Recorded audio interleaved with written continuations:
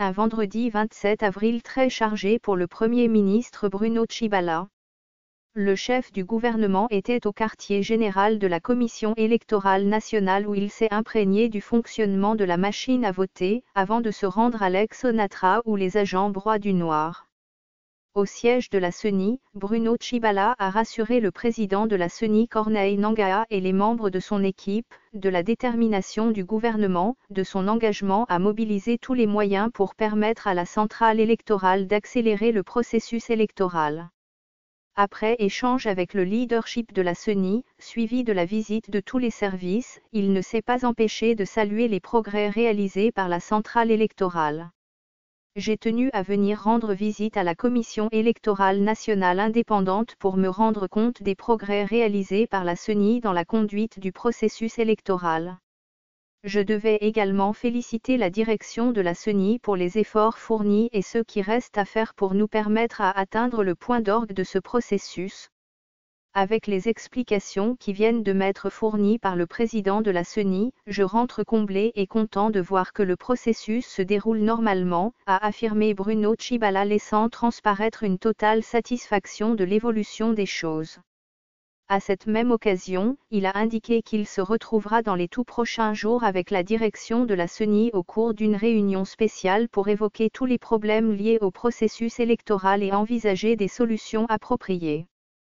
La présence de Tshibala à la CENI traduit la volonté de l'exécutif central à relever le défi électoral, explique Tshibangu Kalala, ministre près le Premier ministre. Depuis sa prise de fonction, le chef du gouvernement a toujours inscrit les élections parmi ses priorités. Et d'ailleurs, les décaissements de fonds mensuels au bénéfice de cette institution constituent une preuve que le gouvernement a déjà mis le cap vers les élections. Tshibala ne cesse de répéter au pays comme à l'étranger qu'il va offrir les meilleures élections au peuple congolais. Voilà pourquoi il prêche les élections apaisées chaque fois qu'il rencontre les différentes couches de la population. Les élections auront lieu fin décembre, explique-t-il. Malgré le difficile challenge, il tient à respecter le calendrier électoral. Raison pour laquelle il s'est personnellement rendu sur place pour s'assurer que tout marche bien, explique Patrick Mutombo, l'un de ses conseillers. Après la CENI, le Premier ministre s'est offert un bain de foule spontané. Le chef du gouvernement n'a pas hésité, à la demande de nombreux agents de l'Aix-Onatra, de se faire escorter par ceux-ci jusqu'à la direction générale de cette entreprise. Sur place, Bruno Tshibala a écouté les doléances des travailleurs de la SCTP. Devant le tableau sombre de cette société lui peint par la délégation syndicale, il a promis de se pencher sur le cahier des charges des travailleurs pour trouver une solution rapide à leurs préoccupations. À la sortie de l'enceinte de l'Aix-Onatra, les cris de joie ont retenti de partout.